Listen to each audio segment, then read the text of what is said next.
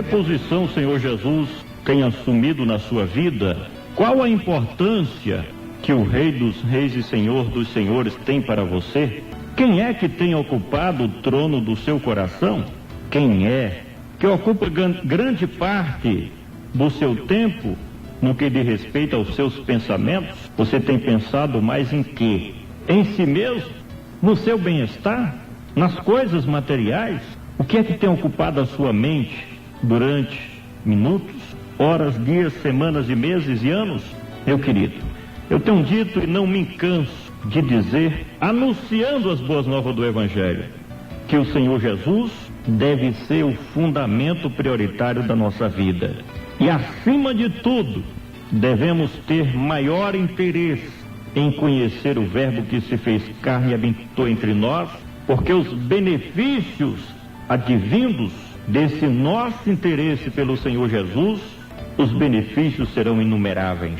Lamentamos que no nosso país, que se diz ser um país cristão, a maioria da população da nossa sociedade não se interessam pelas coisas de Deus, estão sim voltados para os seus próprios interesses, até porque o nosso sistema condiciona, e eu diria, programa o ser humano para buscar os seus próprios interesses.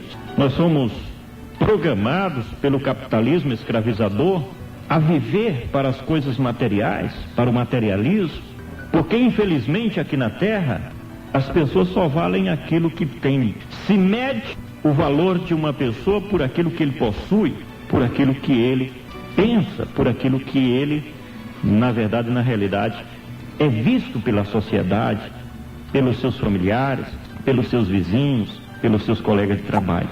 Agora, o Senhor Jesus, e aí nós estamos defronte de uma semana que tem sido deturpada o seu sentido, e muitas pessoas até vão chorar, muitas pessoas vão até ficar meditando, mas não sabem, no fundo, e na realidade, o significado maior da morte expiatória do Senhor Jesus para toda a humanidade. O nosso assunto de hoje, nossa reflexão, de respeito à posição de Cristo diante do verdadeiro cristianismo, diante da sua igreja. Qual a posição de Cristo diante da sua igreja, diante da sua vida, você que está me ouvindo agora? Efésios capítulo 1, versículos 22 e 23, está escrito: e sujeitou todas as coisas aos pés de Cristo, e sobre todas as coisas o constituiu como cabeça da igreja, que é o seu corpo, a plenitude daquele que enche tudo em todos. O primeiro ponto que nos chama a atenção neste texto bíblico é o ensino de que o Senhor Jesus é a cabeça da igreja. A cabeça domina o corpo, e aquela denominação que diz que é de Cristo, que é a igreja de Cristo, todo o seu corpo deve estar submisso à cabeça que é o Senhor Jesus.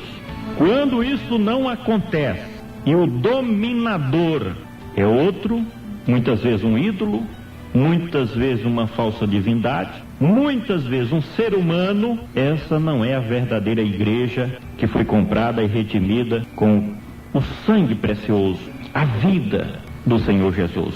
Então que cada líder, que cada um daqueles que estão na posição de sacerdotes diante da obra de Deus, deve ter essa consciência que quem deve mandar na igreja é Cristo Jesus como sendo o cabeça dela.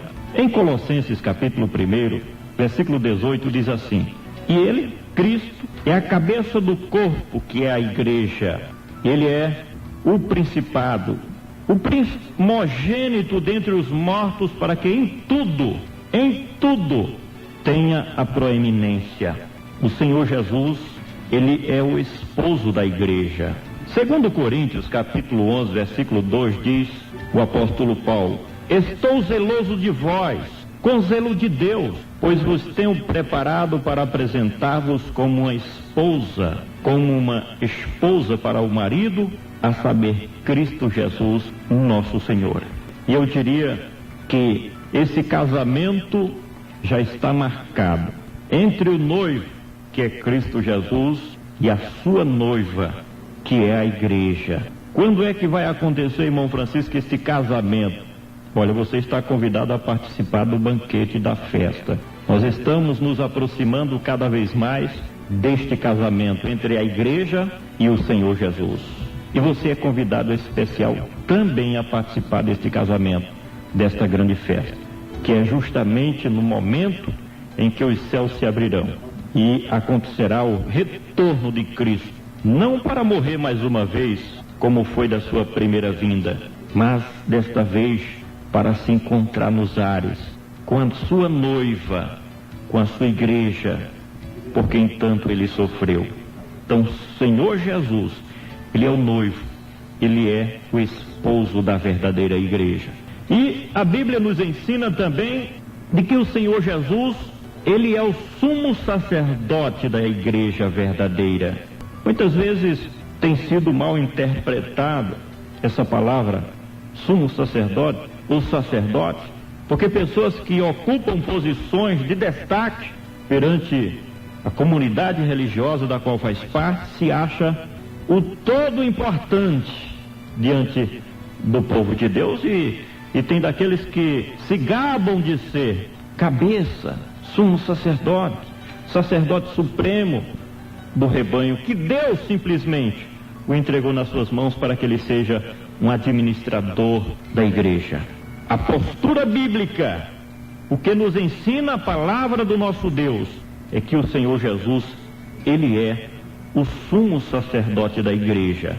Hebreus capítulo 2, versículo 11, nos ensina: convinha que em tudo Cristo fosse semelhante aos irmãos, para ser fiel sumo sacerdote naquilo que é de Deus, a fim de fazer propiciação pelos pecados do povo. Ninguém toma essa posição suprema do Senhor Jesus de fiel, porque pode ter muitos sacerdotes por aí, pode ter muito daqueles que são considerados pelos mais simples da sociedade, da comunidade cristã, como sendo sumo sacerdote. Mas, na verdade, na realidade, Cristo Jesus, ele que pagou o alto preço, fez uma obra completa aqui na terra de redenção da humanidade, da sua igreja, ele é o sumo sacerdote.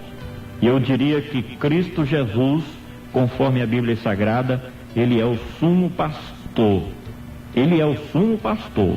Pode até ser que alguém se classifique de pastor, mas, meu amado irmão, minha querida irmã, o sumo pastor da igreja se chama Cristo Jesus nosso Senhor.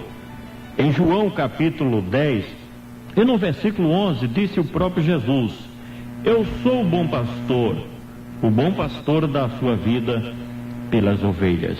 Infelizmente, aqueles que têm sido rotulados de pastores, hoje, na maioria, ou numa grande parte, que Deus olha dos céus à terra e está vendo tudo, não tenha essa finalidade de dar a vida pelo rebanho, de se sacrificar pelo rebanho. E nós temos o exemplo na Bíblia do Senhor Jesus, que como sumo pastor, ele deixou escrito: o bom pastor dá a sua vida pelas ovelhas. Ele não tira a vida das ovelhas, não senhor, não senhora. Ele não se aproveita das ovelhas.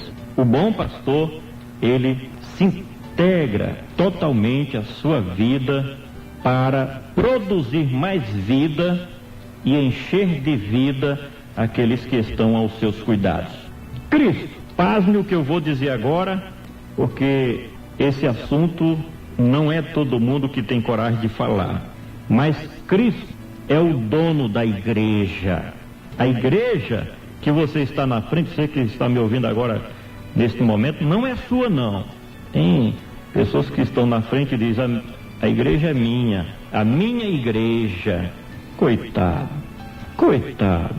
A Bíblia diz em João, capítulo de número 10, versículo 29, foi Jesus quem declarou: o Pai que me deu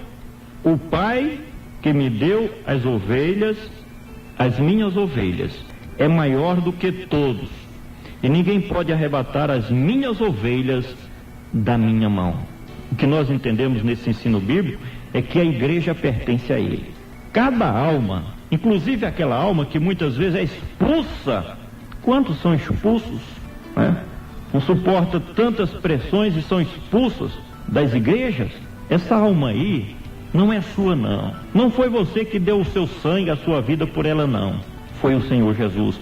Ele é o dono da igreja e ele é cuidadoso